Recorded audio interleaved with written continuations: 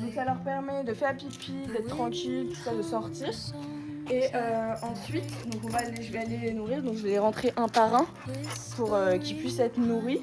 Donc ils sont nourris chacun dans un box pendant à peu près 20 minutes, le temps qu'ils mangent bien. Puis après ils sont ressortis dehors tous ensemble. Le matin ils sont très excités parce qu'ils ont dormi toute la journée, toute la nuit et tout ça. Et du coup pour qu'ils se calment un petit peu, qu'on je les mets pas tout de suite ensemble, d'abord ils se calment un petit peu, puis après je vais ouvrir les deux parcs pour qu'ils puissent se voir.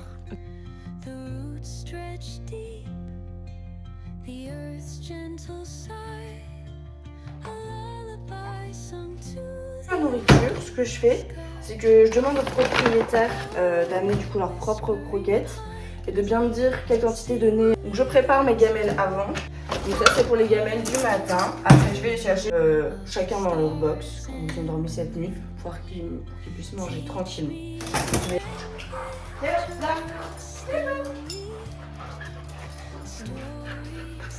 Viking, comme ça? Viking? C'est bon? Ah si. Vas-y, tu peux manger. Viking, là.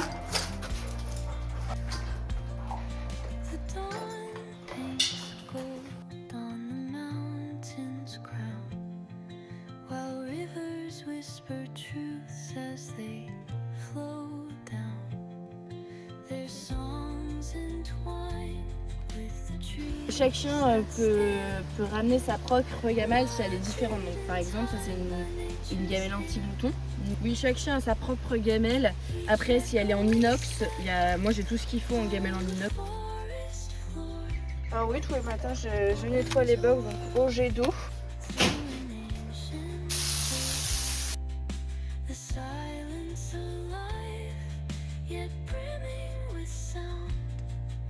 Ouais, moi je prends vraiment tout type de chiens, tant qu'ils s'entendent bien avec les autres chiens. Il y a toujours des prévisites avant, donc les propriétaires viennent au moins une fois. On voit comment ça se passe avec les autres chiens, moi je regarde avec mon chien aussi. On voit si tout se passe bien pendant, je sais pas, 20 minutes, une demi-heure.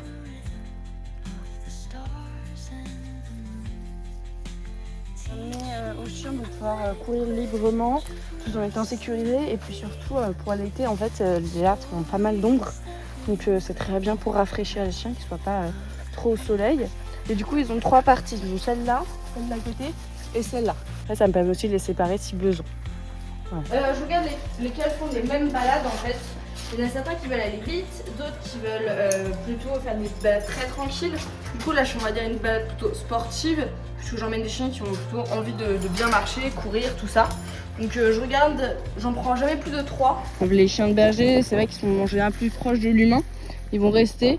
Les chiens de chasse, ils auront envie de plus explorer, de renifler plus d'odeurs, tout ça, de s'éloigner un peu plus. Après, ça dépend de chaque chien, hein, de chaque caractère. Et les chiots, en fait, pareil, ils vont vouloir explorer plein de choses, découvrir plein de choses.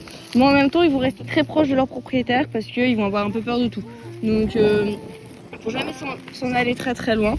Mais du coup, quand même, dans le tout, on leur met des longes pour être sûr que tout se passe bien pendant les balades. Parce que comme c'est à la campagne, il peut y avoir des lapins, des chevreuils, tout ça. Ils peuvent avoir envie d'aller voir ce que c'est.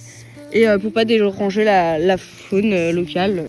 Avoir un chien de berger, c'est un Shetland, un braque allemand qui est un chien de chasse et un setter croisé border.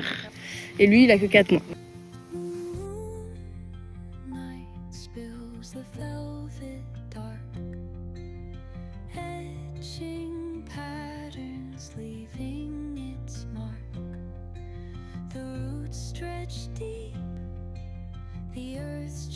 C'était une ancienne étable en fait où il y avait des vaches, donc on a retiré tout le toit pour que les chiens puissent vraiment être à l'air libre. Puis pareil, là on a tout retiré, il y avait de la tôle, donc ça permet aux chiens d'être vraiment dehors. À l'intérieur en fait c'était juste une grande stabule et du coup on a mis des murs de parpaing. C'est une grande longère qu'on a réaménagée, donc il y a la moitié où c'est une étable et du coup les chiens habitent dans l'étable, et l'autre moitié de la longère c'est là où j'habite.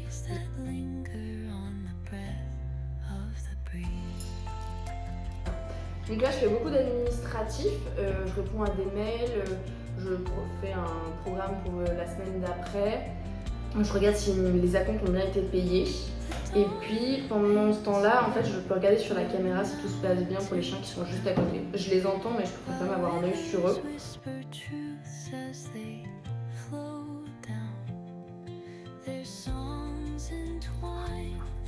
Le fait qu'ils soient ensemble, ça leur permet de sociabiliser, d'avoir des codes canins de plus en plus, que ce soit pour les chiots, et puis souvent les vieux sont quand même beaucoup plus tranquilles, ils apprennent en fait aux jeunes les règles.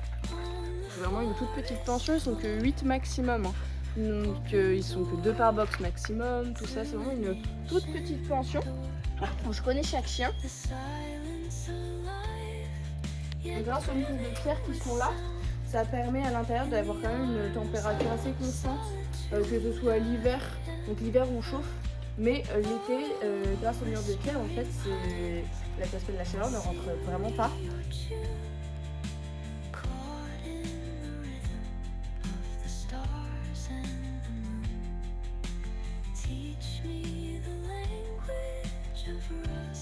En fait, je parle avec les propriétaires et je demande aux gens qu'est-ce qu'il faut à la maison. Est-ce qu'ils ont le droit de sauter sur les gens? Est-ce qu'ils ont le droit?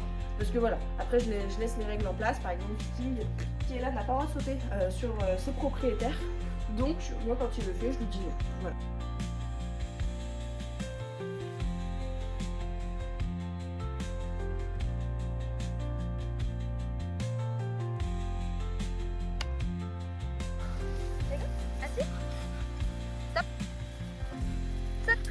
Oui, bravo!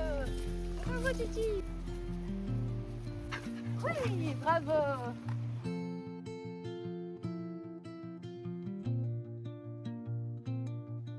Under the boughs where the shadows play, the wind hums songs at the break of day, whispering pines, secrets untold, carrying tales only the forest holds. Moonlight spills the velvet dark, etching patterns, leaving its mark. The roots stretch deep, the earth's gentle sigh, a lullaby sung to the open sky. Oh, whispering pines, sing me your tune, caught in the rhythm of the stars and the moon. Teach me